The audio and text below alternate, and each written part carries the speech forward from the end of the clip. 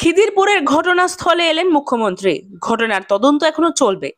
যাদের পুরো দোকান পুড়ে গিয়েছে তারা পাবেন 1,00,000 টাকা, যারা অর্ধ ক্ষতিগ্রস্ত হয়েছে তারা পাবেন 50,000 টাকা। যে জায়গায় পুড়ে গিয়েছে সেখানেই সরকারের তরফে দোকান বানিয়ে দেওয়া হবে। যতদিন নতুন মার্কেট তৈরি না হচ্ছে অস্থায়ীভাবে কাছেই ব্যবসায়ীদের ব্যবসা করার জন্য জায়গা দেওয়া হবে।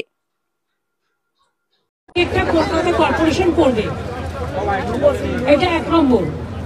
2 নম্বর হচ্ছে যতক্ষণ মার্কেটটা তৈরি না হচ্ছে ততক্ষণ পাশে একটা জায়গা আমরা দেখেছি, সেখানে টেম্পোরারি একটা মার্কেট তৈরি করা হবে। যাদের দোকান পড়েছে তারা সেখানেই দোকান চালাবে। 3 নম্বর হচ্ছে যে মার্কেটটা কর্পোরেশন তৈরি করবে সায়েন্টিফিক হবে এবং তার জন্য দোকানদারদের কোনো টাকা লাগবে না। 3 নম্বর হচ্ছে যে যাদের সবটা পুড়ে গেছে তাদের পরিবারকে চালানোর জন্য 1,00,000 টাকা করে আমরা দেবো, আর যার হাফ পড়েছে তাকে 50,000 দেবো।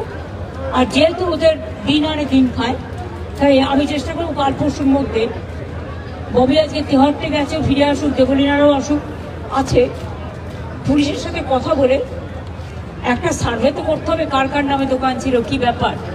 সেটা না জানলে আপনি কাকে দেবেন? অন্য কেউ নিয়ে চলে যাবে। তাদের হাতে 2-3 দিনের মধ্যে আমরা 10,000 টাকা করে দিয়ে দেবো, যাতে তারা আপাতত তাদের সংসার চালাতে পারে, আর তার মধ্যে আমরা শিফটিংটা করিয়ে দেবো। আর একটা বিষয় সেটা হচ্ছে দোকান পুড়ে গিয়েছে, সেই জায়গা থেকে দাঁড়িয়ে এই দোকানগুলো আমি যেটুকু জানি আমি ততটুকু বললাম। দিদি, সম্পূর্ণরূপে কেএমসি থেকে কলকাতা কর্পোরেশন সম্পূর্ণটা রিনোভেট করে দেবে? হ্যাঁ রে বাবা, করবে।